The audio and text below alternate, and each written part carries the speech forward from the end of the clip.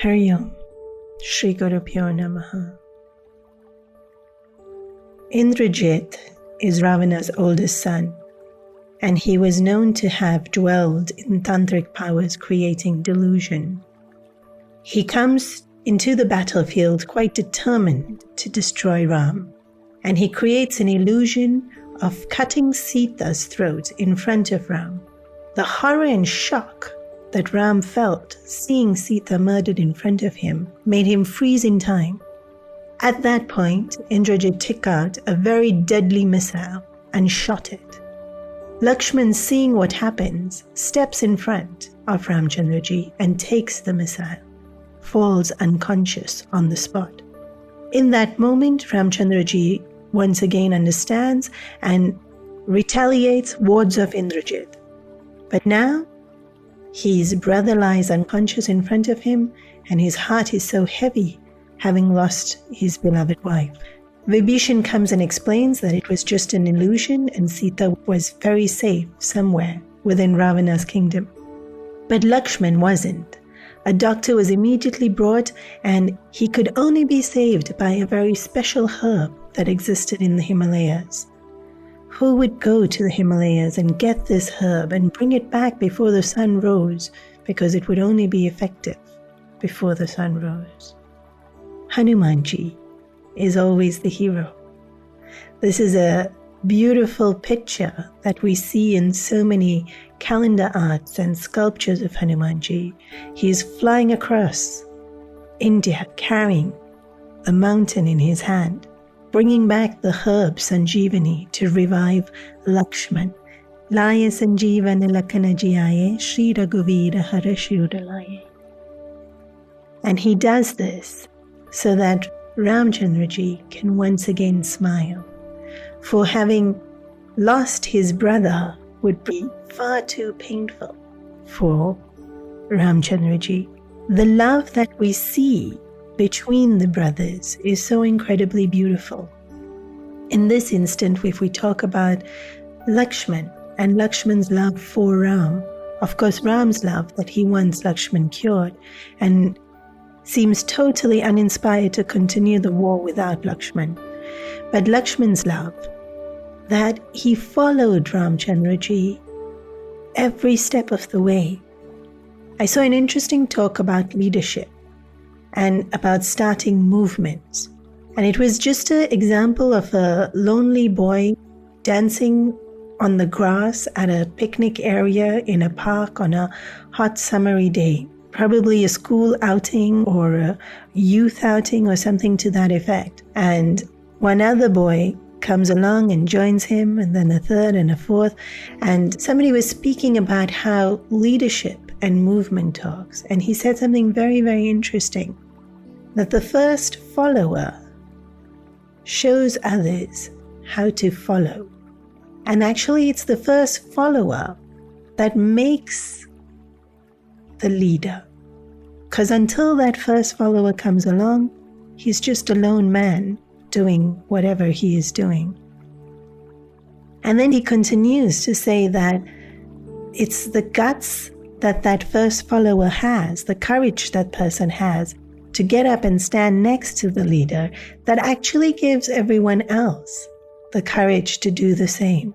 And he ends his talk with saying, when we train our next generation for everyone to be a leader, that's actually not being very effective at all, because we need as many followers.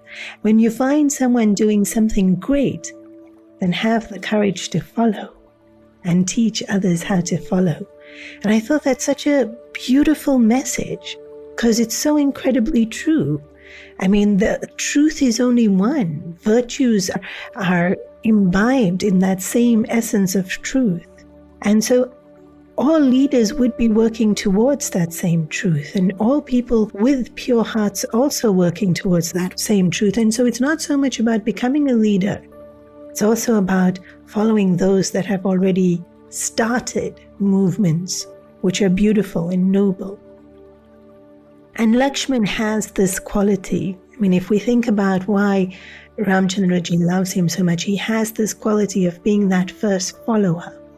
And also his absolute ability to follow. I mean, literally, he follows Ramchandraji to the forest and follows Ramchandraji wherever he goes about.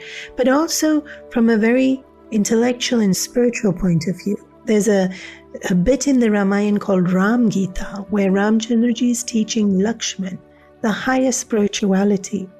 And Lakshman asks these questions about purifying his mind, about renunciation, about how to act.